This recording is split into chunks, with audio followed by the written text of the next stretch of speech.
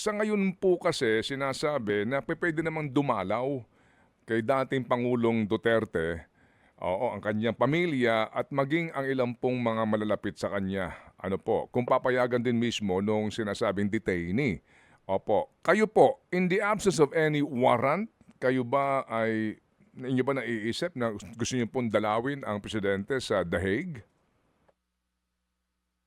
Wag muna, Ted, wag muna. Nandoon naman si Inday at saka si Pulong. Magro-rotate lang muna kami. Habang nandoon si Inday at si Pulong, okay na yun si President Duterte. At kita ko ang daming Pilipino doon na nasa labas ng sa labas ng ICC na willing na sumuporta sa kanya, magbigay ng mga jacket, magbigay ng mga pagkain, kung ano-ano. Okay pa naman siya doon.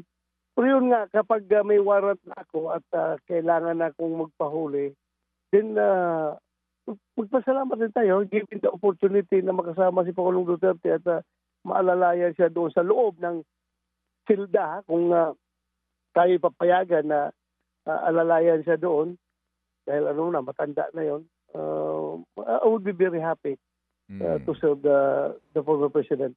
Tulungan siya sa kanyang kanyang health situation, health condition. Opo. Kung sakasakaling nga po mangyari yon. So, klaro po ito. Hindi kayo hihingi ng asylum. Opo, kayo po ay magkukusa na lang. Is that the word? Magkukusa na lang. Wala na pong resistance kung sakali po na dumating yung arrest warrant at wala kayong refuge in the Senate. Wala na pong masyado pang pagtatalo yon. Sasama kayo sa magiging arresting officers. Ganun po yun, Senator? Correct yun, Ted. Correct yun.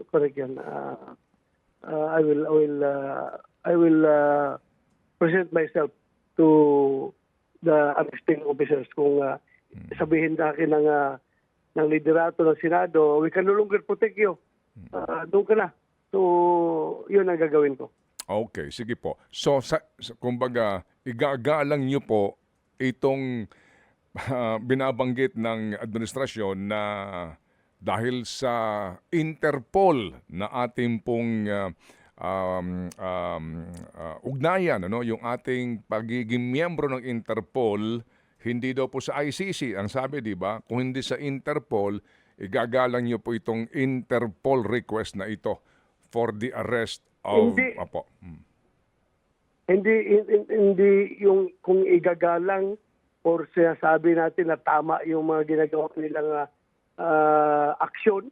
But I want to spare my family from further harassment. No? Baka mamaya hantong maghanap pa sila ng heartbeat ko doon sa aming bahay.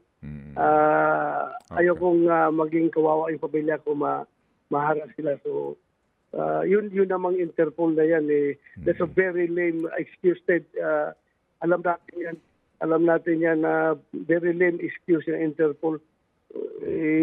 As a president, you can directly say no to the Interpol kung ayaw mo talagang kung sinasabi ka, kung consistent ka talaga na nagsasabi na hindi mo ni-recognize yung jurisdiction ng ICC dito sa Pilipinas, because meron naman tayong kasabihan na that the water cannot rise above its source. Ano ang source ngayon? Yung warrant of arrest ng ICC na sinasabi mo na hindi mo ni-recognize. Ano ang water? Ang water, ito yung Interpol na mag-implement ng warrant. So, very ironic na nasabi mo hindi mo ni-recognize yung Interpol, yung ICC, pero matter of cooperation lang daw sa Interpol, kaya siya napilitan na hulihin si Pangulong Duterte. Very lame excuse. Halatang-halata na ang gobyerno mismo ang gusto talagang ipahuli si President Duterte at ibiyahe doon sa ICC. More than the interest of the ICC and the Interpol. Yun man talaga nakikita natin. Mas gustong atat-atat itong gobyerno natin na dadalhin siya doon para ma-erase siya dito sa equation ng ating Philippine politics.